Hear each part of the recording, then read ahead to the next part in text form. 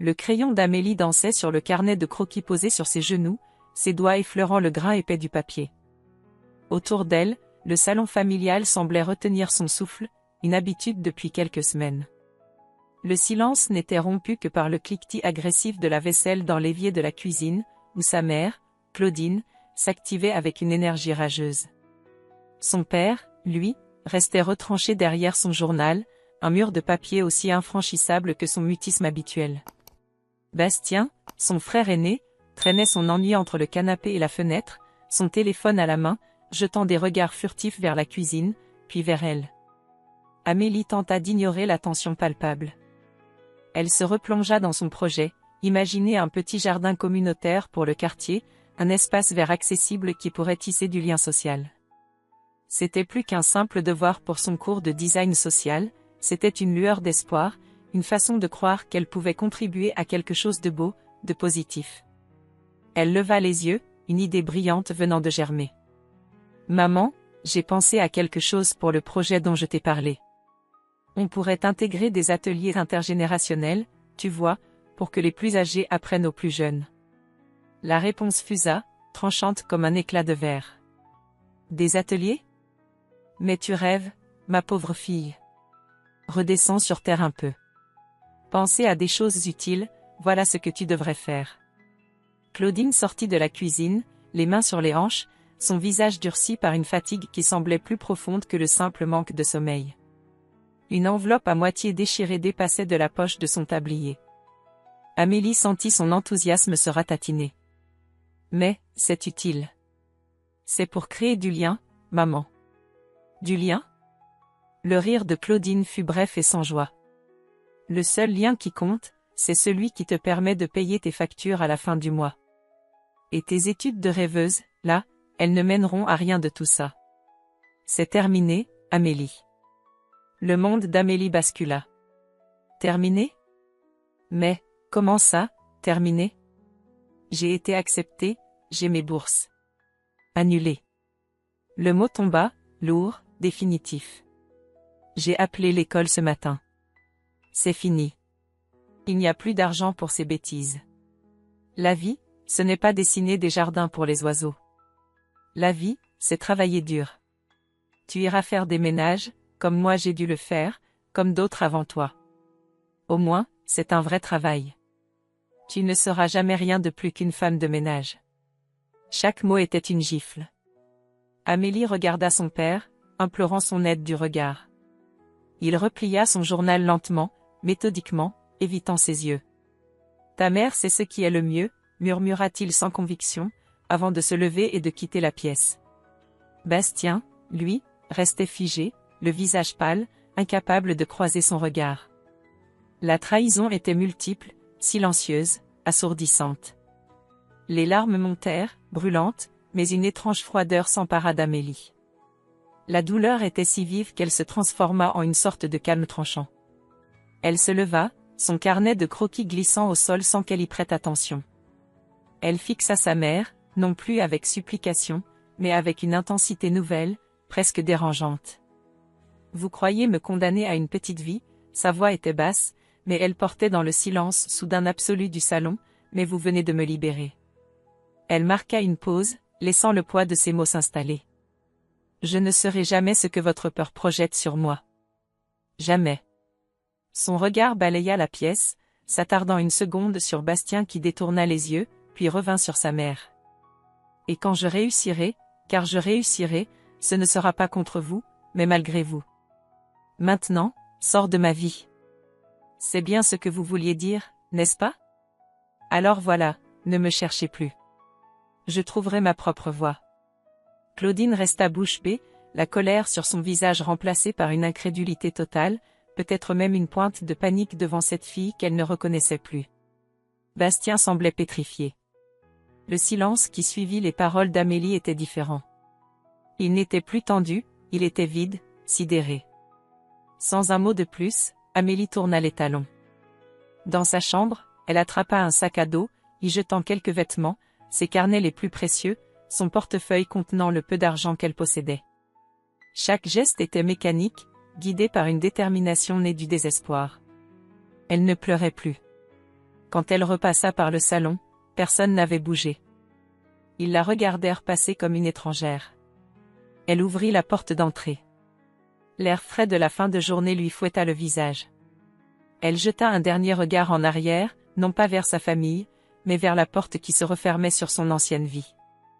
Puis, elle se tourna et s'avança dans la rue, le cœur en miettes mais la tête étrangement légère, portant le poids immense et terrifiant de sa nouvelle liberté. Le chemin était inconnu, sombre, mais c'était le sien. Et elle le suivrait. Les premières semaines furent un brouillard froid et solitaire. Amélie avait trouvé refuge dans une chambre mansardée, à peine plus grande qu'un placard, sous les toits d'un vieil immeuble au loyer exorbitant pour ce qu'elle était. La lucarne offrait une vue sur un enchevêtrement de cheminées et d'antennes, un paysage gris qui reflétait souvent son état d'esprit. Les journées étaient longues, rythmées par le travail épuisant qu'elle avait déniché, faire le ménage dans des bureaux désertés, tard le soir. L'ironie était amère. Les mots de sa mère, femme de ménage, résonnaient parfois dans le silence des open spaces vides, tandis qu'elle passait l'aspirateur ou frottait des taches invisibles sous la lumière crue des néons. La fatigue s'accumulait, physique et morale, et le doute s'insinuait comme une moisissure tenace dans les coins de son esprit. Et si ma mère avait raison? Si je n'étais bonne qu'à ça? L'argent fondait comme neige au soleil. Certains soirs, le dîner se résumait à une tranche de pain sec et un verre d'eau. La tentation d'appeler Bastien, juste pour entendre une voix familière, était forte. Mais l'image de son silence complice dans le salon la retenait. Non. Elle avait dit qu'elle trouverait sa propre voie. Elle ne pouvait pas flancher si vite. Pour échapper à la solitude de sa chambre et à l'épuisement de son travail, Amélie s'était inscrite à un cours de dessin gratuit, le mardi soir, dans un centre communautaire un peu délabré. C'était son unique bouffée d'oxygène. Entourée d'autres aspirants artistes de tous âges, elle pouvait enfin laisser son esprit vagabonder, ses doigts retrouver le fusain, la seule richesse qu'elle s'autorisait. C'est là qu'elle le remarqua. Il était souvent installé dans un coin, absorbé par son carnet, ses cheveux bruns en désordre et ses doigts tachés d'encre. Il avait un regard intense, concentré, mais parfois, quand il levait les yeux, Amélie y décelait une lassitude familière. Un soir, en voulant attraper une gomme mie de pain sur la table commune, leurs mains s'effleurèrent.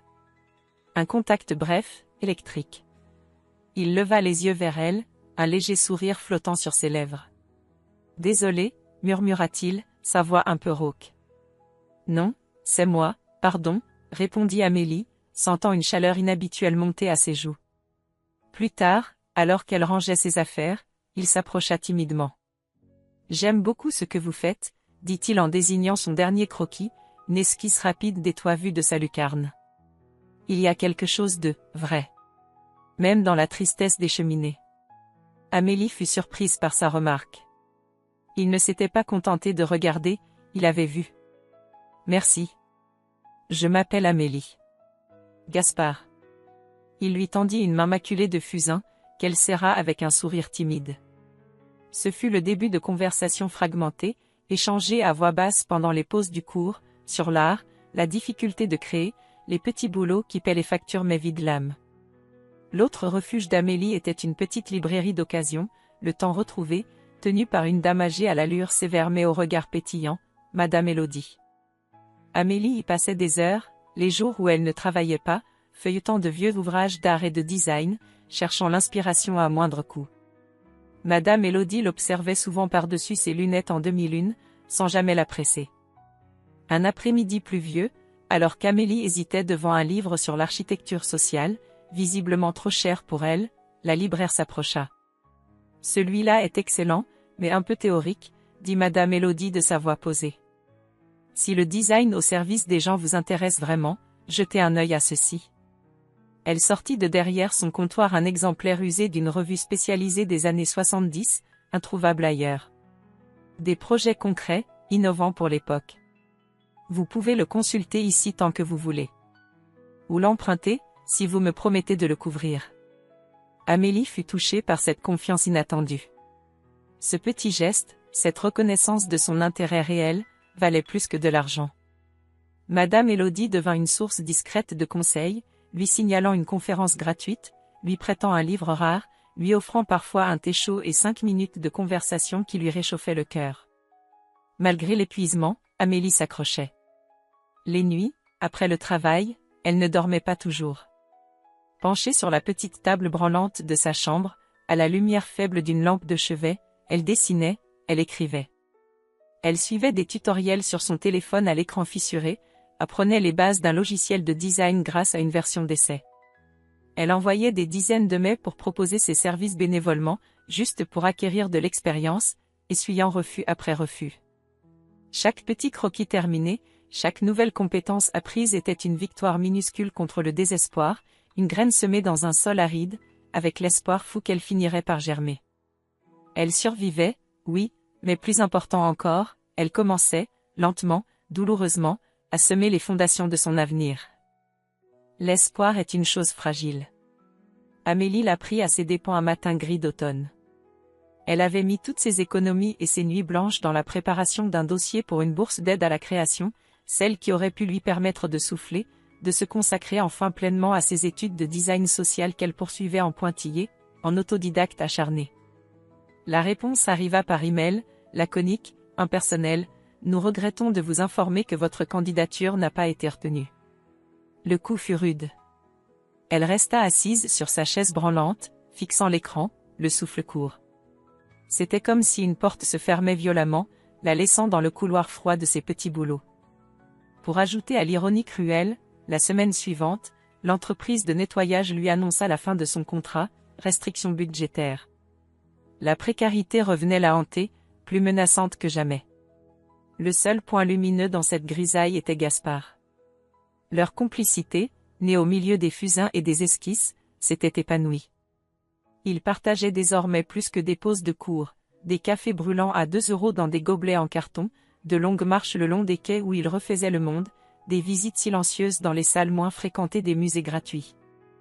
Ils l'écoutaient raconter ses refus, ses angoisses, sans jugement, juste avec une empathie tranquille qui lui réchauffait l'âme. Un soir, alors qu'elle lui confiait son désarroi après la perte de son travail, il prit sa main, simplement. Leurs doigts s'entrelacèrent naturellement, un geste de soutien qui disait plus que tous les mots. « On va trouver une solution, Amélie, » dit-il doucement, son regard rencontrant le sien. « Tu as trop de talent, trop de rage pour abandonner. Moi aussi, je connais les refus, les portes closes. Ça fait mal, mais ça ne doit pas nous arrêter. » Il lui raconta ses propres déboires, les toiles invendues qui s'empilaient dans son minuscule atelier, les galeries qui ne répondaient même pas à ses emails. Cette vulnérabilité partagée créa entre eux un lien plus profond, une alliance tacite contre l'adversité. Ils étaient deux naufragés sur le même radeau, se donnant du courage pour continuer à ramer. Mais le passé n'est jamais loin. Un après-midi, alors qu'elle sortait de la librairie de Madame Élodie, elle tomba nez à nez avec son frère. Bastien semblait mal à l'aise, presque fuyant. « Amélie. Il faut que je te parle. » Son cœur se serra. Était-ce une mauvaise nouvelle? Une tentative de réconciliation? Qu'est-ce qu'il y a, Bastien? Il hésita, triturant la lanière de son sac à dos. C'est? Maman n'est pas bien. Elle s'inquiète. Et puis, tu sais, ce n'est pas facile à la maison depuis que tu es parti. Financièrement, c'est compliqué. Il leva enfin les yeux vers elle, et Amélie y lut un reproche muet. Je suis désolée si c'est difficile, Bastien, mais... Mais tu t'en fiches, c'est ça, l'interrompit-il, la voix soudain plus dure. Tu es partie jouer l'artiste maudite pendant que nous, on rame. Tu crois vraiment que tu vas t'en sortir avec tes dessins? Maman avait peut-être raison, finalement. Tu ferais mieux de trouver un vrai travail et d'arrêter de rêver. Les mots de Bastien la frappèrent avec la même violence que ceux de leur mère. Le fossé entre eux semblait infranchissable. Il ne voyait que l'abandon, l'égoïsme, incapable d'imaginer sa lutte quotidienne, sa solitude. Elle repartit le cœur lourd, la blessure ravivée. Quelques jours plus tard, alors qu'elle se confiait à Madame Élodie, cette dernière l'écouta attentivement avant de déclarer « Les épreuves peuvent nous briser, ou elles peuvent devenir le terreau de quelque chose de nouveau. Vous avez un regard unique, Amélie, façonné par ce que vous vivez. Utilisez-le. » Elle lui tendit alors une brochure. La mairie organise un petit concours, initiative citoyenne. Il cherche des micro-projets pour améliorer la vie de quartier. Pas beaucoup d'argent à la clé, mais une visibilité. Et le jury est présidé par Monsieur Isidore Martel. Le nom fit tilt. Isidore Martel était une sommité dans le monde du design social et de l'urbanisme, connu pour son exigence et son regard critique. C'était intimidant, mais l'idée fit son chemin. Un projet concret, à son échelle, pour répondre à un besoin réel. Cette nuit-là, Amélie ne dormit pas assise à sa table, elle laissa la colère et la frustration de sa conversation avec Bastien se transformer en énergie créatrice. Elle repensa à ce sentiment d'invisibilité, à ces espaces urbains délaissés qui semblaient métaphoriser sa propre situation. Son projet prit forme, créer des micro-jardins poétiques dans des recoins oubliés de la ville, un bout de trottoir abandonné, un mur aveugle en utilisant des matériaux de récupération et des plantes résistantes. Des petites touches de beauté et de vie là où on ne les attendait plus. Elle y mit tout son cœur, toutes ses compétences acquises dans la douleur et la persévérance.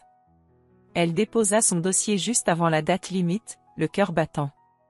Qu'importe le résultat, elle avait transformé l'obstacle en action. Quelques semaines plus tard, un appel. Ce n'était pas Monsieur Martel lui-même, mais son assistante. Son projet avait retenu l'attention du jury. Il y avait des questions, des critiques sur la faisabilité, mais il n'était pas rejeté. Il était remarqué. Pour la première fois depuis longtemps, Amélie sentit une lueur, non plus fragile, mais déterminée. Elle avait trouvé une nouvelle direction, née des décombres de ses échecs. Et quelque part, dans l'ombre, le regard exigeant de Monsieur Isidore s'était posé sur elle. Le petit article dans le journal local était presque passé inaperçu, coincé entre une publicité pour un supermarché et les résultats sportifs du week-end.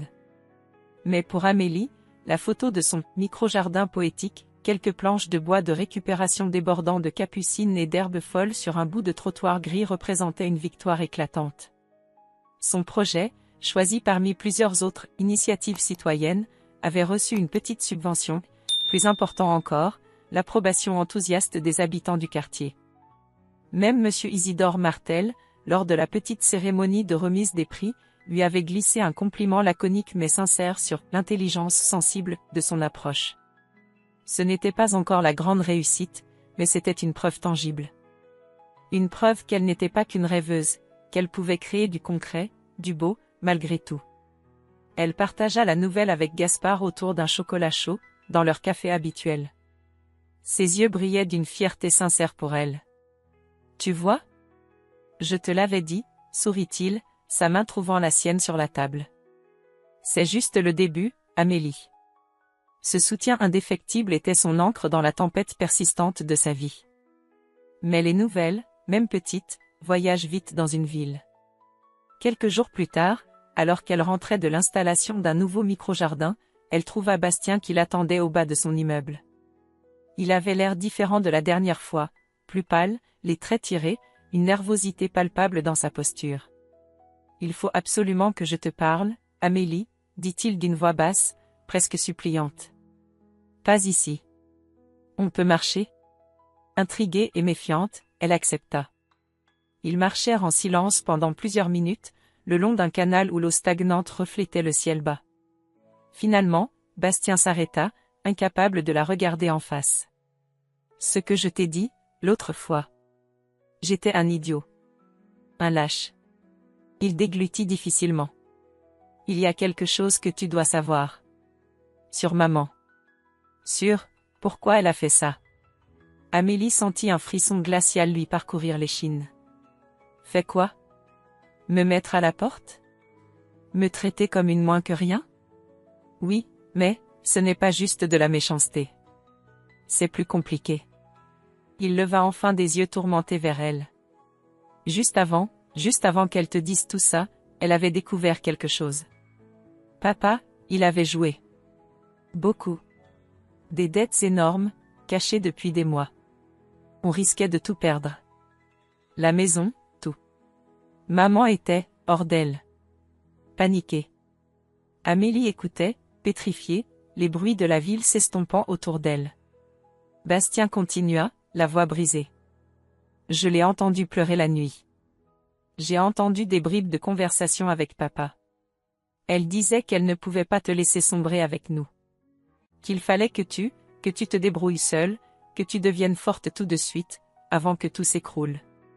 C'était sa façon tordue de te protéger, je crois. En te coupant de nous, du désastre qui arrivait. Elle pensait que si tu la détestais, si tu partais fâché, tu aurais plus de rage pour t'en sortir. Les mots horribles qu'elle t'a dit, c'était sa propre peur, sa propre panique qu'elle te jetait à la figure. Elle m'a fait jurer de ne rien te dire. Le sol sembla se dérober sous les pieds d'Amélie. La colère froide qui l'avait soutenue pendant si longtemps se fissura, laissant place à un chaos d'émotions contradictoires. La cruauté de sa mère prenait un sens nouveau, monstrueux dans sa logique désespérée. Ce n'était pas seulement une mère qui rejetait sa fille, c'était une femme terrifiée, acculée, sacrifiant sa relation pour une illusion de protection. La manipulation était odieuse, le manque de confiance insultant, mais derrière, il y avait la silhouette pitoyable d'une femme dépassée par les événements, tentant maladroitement de sauver les meubles au prix de son propre cœur et de celui de sa fille. Une vague de nausée la submergea. Elle dut s'appuyer contre le parapet du canal. Elle ressentait une colère sourde contre ce père faible qui avait causé le désastre, contre cette mère qui avait choisi le silence et la cruauté plutôt que la vérité, contre ce frère qui s'était tu pendant si longtemps. Mais sous la colère, pointait une pitié douloureuse et confuse pour cette mère brisée par la peur. Elle a réussi, alors, murmura Amélie, la voix étranglée. Elle a réussi à me pousser assez loin pour que je ne coule pas avec vous. Mais à quel prix? Bastien ne répondit pas, baissant la tête, accablé par sa propre culpabilité. Amélie resta là, longtemps après le départ de son frère, regardant l'eau sombre du canal. La vérité n'avait pas allégé son fardeau, elle l'avait rendu plus complexe, plus lourd. Sa réussite récente lui parut soudain dérisoire, presque amère. Elle avait gagné une bataille, mais elle découvrait maintenant la vraie nature de la guerre qu'elle n'avait jamais su mener. La déflagration du premier jour venait de connaître une réplique sismique, et Amélie se sentait plus perdue que jamais, flottant dans les décombres d'une vérité éclatée. La route devant elle, qu'elle pensait commencer à éclaircir, était de nouveau plongée dans une brume épaisse et incertaine. Les mois qui suivirent la révélation de Bastien furent une période étrange pour Amélie. D'un côté, son projet de micro-jardin prenait de l'ampleur. La petite subvention lui avait permis d'acheter du matériel décent, et l'intérêt suscité lui avait ouvert les portes d'un stage à mi-temps dans une agence d'urbanisme solidaire, recommandée par un monsieur Isidore désormais plus accessible, presque mentor. Elle apprenait vite, absorbant chaque nouvelle connaissance, chaque défi avec une détermination décuplée. Elle avait même pu quitter sa chambre mansardée pour un petit studio, certes modeste, mais lumineux. Sa vie prenait forme, construite brique par sa propre volonté. Mais l'autre côté était plus sombre. La vérité sur les motivations de sa mère tournait en boucle dans son esprit. La colère s'était un peu apaisée, laissant place à un nœud complexe de tristesse, de ressentiment et d'une étrange compassion forcée. Elle savait qu'elle ne pourrait pas avancer sereinement sans affronter Claudine. Non pas pour obtenir des excuses qu'elle ne croyait plus possibles, mais pour clore ce chapitre douloureux selon ses propres termes, pour reprendre le contrôle de son histoire. Elle en parla à Gaspard un soir, alors qu'il partageait une pizza sur le sol de son nouveau studio, entouré de cartons encore à moitié déballés. « Je crois que je dois la voir, dit-elle simplement. Il posa sa part de pizza et la regarda attentivement. « Tu es sûr? Tu n'as rien à lui prouver, tu sais. »« Je sais, » répondit Amélie. « Ce n'est pas pour elle, c'est pour moi. J'ai besoin de lui dire ce que je sais, et comment j'ai vécu les choses. Pour pouvoir tourner la page. Vraiment. » Il hocha la tête, comprenant sa nécessité. « Alors vas-y. Mais promets-moi d'être prudente avec ton cœur. » Le dimanche suivant, Amélie se retrouva devant la porte de la maison de son enfance. Chaque détail, le paillasson usé, la peinture écaillée du volet ravivaient des souvenirs doux amers. Elle prit une grande inspiration et sonna. C'est Bastien qui ouvrit, l'air tendu. Un rapide regard échangé suffit. Il la laissa entrer et murmura, « Elle est dans la cuisine. »« Je vais vous laisser. » Claudine était assise à la table de la cuisine, une tasse de café refroidi devant elle. Elle semblait plus âgée, les traits marqués par une fatigue chronique. Elle leva les yeux vers Amélie, surprise, une lueur de méfiance dans le regard. « Qu'est-ce que tu viens faire ici ?» demanda-t-elle, la voix neutre, mais tendue. Amélie s'assit en face d'elle, posant calmement ses mains sur la table pour contenir leur léger tremblement. « Je suis venue parce que je sais. » Claudine fronça les sourcils. « Tu sais quoi ? Je sais pour les dettes. Pour la peur que vous aviez de tout perdre. Je sais pourquoi tu m'as dit ces choses horribles ce jour-là. » Le visage de Claudine se ferma instantanément. Une rougeur monta à ses joues. « Sébastien qui t'a raconté des histoires ? Ce petit traître. Comment osez-vous ? Il m'a dit la vérité, maman. Une vérité que tu as choisi de me cacher derrière la cruauté. Pourquoi ? Pourquoi ne pas m'avoir parlé ? M'avoir fait confiance ? La voix d'Amélie n'était pas accusatrice, mais teintée d'une profonde incompréhension. Claudine se leva d'un coup, faisant grincer sa chaise. Te faire confiance ? Mais tu étais une enfant. Une rêveuse. Qu'est-ce que tu aurais pu faire ? Pleurer ? Nous entraîner dans ta chute ? J'ai fait ce qu'il fallait faire. Je t'ai forcé à te battre, à devenir indépendante. Et regarde, ça a marché, non ? Tu as l'air de t'en sortir. Sa justification était agressive, presque désespérée. Ça a marché ? Amélie se leva aussi, la voix montant d'un cran malgré elle. Oui, je m'en sors. Mais pas grâce à toi, maman. Malgré toi. Malgré la peur que tu as semée en moi, malgré le sentiment d'être une moins que rien que j'ai dû combattre chaque jour. Ta méthode était destructrice. Tu as failli me briser. Elle reprit son souffle, luttant pour retrouver son calme. Je comprends ta peur d'alors. Je ne peux pas l'excuser, mais je peux la voir. Mais ce que je ne pardonnerai pas, c'est le silence, le mépris. Un long silence pesa entre elles. Claudine détourna le regard, ses épaules s'affaissant légèrement. Elle ne pleura pas, mais quelque chose dans sa posture trahissait une fissure. C'était la panique, murmura-t-elle enfin, comme pour elle-même. Je ne voyais pas d'autre issue. Amélie remarqua alors une pile de courriers sur le buffet. Des enveloppes à en-tête menaçant. La lutte n'était visiblement pas terminée.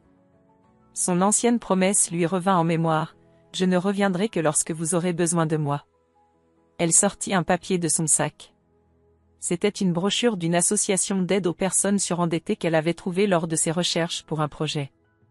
Elle la posa sur la table, sans un mot de plus sur le sujet. Un geste pratique, distant. Une aide offerte, mais d'adulte à adulte, sans chaleur filiale forcée. « Je m'en vais maintenant, » dit Amélie. « Je voulais juste que tu saches que je sais. Et que je construis ma vie, ma vraie vie. Loin de tout ça. » Elle quitta la cuisine, puis la maison, sans se retourner. Dehors, l'air lui sembla plus léger. Ce n'était pas une réconciliation, loin de là. Mais une page avait été tournée. Une page douloureuse, mais nécessaire. Elle retrouva Gaspard qui l'attendait au coin de la rue, comme promis. Il ne posa pas de questions, lui prit juste la main. Ce soir-là, ils parlèrent de l'avenir, de son stage qui pourrait déboucher sur un emploi, de l'exposition à laquelle Gaspard avait enfin été accepté pour présenter quelques toiles, des défis qui les attendaient, ensemble. Le chemin était encore long et complexe, mais Amélie sentait pour la première fois qu'elle marchait sur un sol plus ferme, éclairé par sa propre lumière. 2 ans s'étaient écoulés. 2 années de travail acharné, de doutes persistants mais aussi de joie profonde et de victoires silencieuses. Amélie se tenait devant un petit groupe d'habitants du quartier et d'élus locaux, présentant avec une assurance tranquille les plans finaux pour la transformation d'un terrain vague en jardin partagé et aire de jeu intergénérationnel. Son agence, Espace Vivant, qu'elle avait cofondée avec 2 autres jeunes designers sociaux rencontrés lors de son stage, commençait à se faire un nom. Elle n'était pas riche, loin de là, mais elle vivait de sa passion, tissant du lien là où il n'y en avait pas, redonnant vie à des lieux oubliés. Son travail était sa réponse, sa plus belle revanche sur les mots qui avaient tenté de la définir et de la limiter. Elle avait transformé la femme de ménage en gardienne d'espace, en créatrice de beauté utile. Gaspard, lui aussi, avait trouvé sa voie. Ses toiles, sombre mais vibrante d'une énergie brute, attirait l'œil des critiques. Il avait exposé dans une galerie reconnue, et même s'il ne roulait pas sur l'or, il peignait avec une liberté nouvelle. Leur petit studio était devenu un véritable foyer, un havre de paix rempli de livres, de croquis, de toiles en cours et d'un amour solide, bâti sur les fondations de leur lutte commune et d'une admiration mutuelle. Ils étaient partenaires, dans la vie comme dans leurs aspirations. Les relations familiales restaient un paysage complexe, aux éclaircies timides. Amélie voyait sa mère de temps en temps, pour un café rapide dans un lieu neutre. Les conversations étaient souvent prudentes, naviguant en eau calme, évitant les zones de tempête du passé. La blessure était toujours là, une cicatrice fine mais indélébile, mais l'amertume avait laissé place à une sorte de distance respectueuse. Lors de leur dernière rencontre, Claudine avait parlé avec une gêne non dissimulée d'un cours de poterie qu'elle avait commencé à suivre à la maison de quartier. Juste pour m'occuper les mains, avait-elle marmonné en rougissant légèrement. Amélie n'avait pas commenté, mais un minuscule déclic s'était produit en elle. Ce n'était rien, une goutte d'eau, mais c'était peut-être le premier pas hésitant de sa mère vers quelque chose qui lui appartenait en propre, une minuscule graine semée à l'ombre de la résilience de sa fille. Avec Bastien, les liens s'étaient resserrés. Il était venu la voir lors de sa présentation, un sourire fier aux lèvres, et lui avait glissé maladroitement qu'il était content pour elle. Le chemin de la guérison était lent, mais il existait. Un soir, en rangeant de vieux papiers, Amélie retomba sur le tout premier carnet de croquis qu'elle avait emporté en quittant la maison. Elle le feuilleta, reconnaissant l'urgence et la passion brute dans ses dessins d'alors. Elle repensa à la jeune fille terrifiée et révoltée qu'elle avait été, debout sur le seuil, lançant ses mots comme des pierres. « Je ne serai jamais ce que votre peur projette sur moi. Je trouverai ma propre voie. » Elle avait tenu parole. Pas par défi orgueilleux, mais par instinct de survie, par nécessité de respirer. La peur de sa mère ne l'avait pas définie, elle l'avait involontairement propulsée. Plus tard dans la soirée, elle rejoignit Gaspard sur leur petit balcon qui donnait sur les toits de la ville. Les lumières scintillaient comme des promesses. Il passa un bras autour de ses épaules, et elle posa sa tête contre lui, dans un silence confortable. Il n'y avait pas besoin de grands discours. Ils regardaient ensemble vers l'avenir, non pas un avenir idéalisé sans nuages, mais un avenir réel, avec ses défis et ses incertitudes, qu'ils affronteraient côte à côte. Amélie inspira profondément l'air frais de la nuit. Elle avait trouvé sa place, défini son propre succès. Ce n'était pas une histoire de pardon facile ou de réconciliation hollywoodienne. C'était l'histoire d'une reconstruction patiente, d'une résilience forgée dans la douleur, et de la capacité à transformer les cicatrices en lignes de force. Elle avait regardé l'abîme, et au lieu d'y tomber, elle avait appris à construire des ponts. Sa vie était sa réponse la plus éloquente, un écho silencieux mais puissant aux mots qui avaient tenté de la briser. Et dans la quiétude de cet instant, sous le ciel étoilé, elle se sentait enfin libre, entière, prête pour le prochain chapitre, celui qu'elle écrirait elle-même, chaque jour. L'histoire d'Amélie nous rappelle une vérité essentielle, souvent douloureuse. Les mots qui blessent le plus profondément sont parfois ceux prononcés par les personnes qui devraient nous soutenir inconditionnellement. Les jugements hâtifs, les attentes brisées, les peurs que les autres projettent sur nous, tout cela peut laisser des cicatrices invisibles, mais tenaces. Mais regardez attentivement le parcours d'Amélie. Avez-vous vu comment ces mots, conçus pour la briser, sont devenus, malgré eux, le carburant de sa détermination? Comment le rejet est devenu, paradoxalement, sa libération? C'est là que réside la leçon la plus puissante, une leçon qui résonne bien au-delà de cette histoire. Votre valeur intrinsèque, cette lumière unique qui brille en vous, ne dépend jamais de l'approbation ou de la désapprobation des autres. Elle n'est pas définie par leurs critiques, leurs doutes ou même leurs intentions cachées. Non. Votre véritable valeur se mesure à votre capacité à vous relever après la chute, à transformer la douleur en force, à faire taire les murmures du découragement pour écouter la voix de votre propre cœur. Les autres peuvent essayer de tracer votre chemin, d'écrire les chapitres de votre vie selon leurs propres désirs ou leurs propres limites. Ils peuvent vous dire que vos rêves sont trop grands, vos ambitions irréalistes, votre place prédéfinie. Mais rappelez-vous toujours ceci, le stylo qui écrit votre destin est, et restera toujours, entre vos mains. Comme Amélie a su faire éclore la beauté dans les recoins oubliés, comme elle a transformé une malédiction murmurée en une vocation pleine de sens, puisez dans vos propres épreuves la force de définir qui vous êtes. Ne laissez personne dicter votre valeur. Osez être l'architecte de votre propre bonheur, l'artiste de votre propre vie. Votre existence est une toile unique. Chaque choix, chaque acte de courage, chaque pas en avant malgré la peur, ajoute une couleur vibrante à votre chef-d'œuvre personnel. Alors, quelle histoire choisirez-vous de raconter? Quelle vérité ferez-vous résonner? Votre vie est votre message le plus puissant. Faites en sorte qu'il soit inoubliable.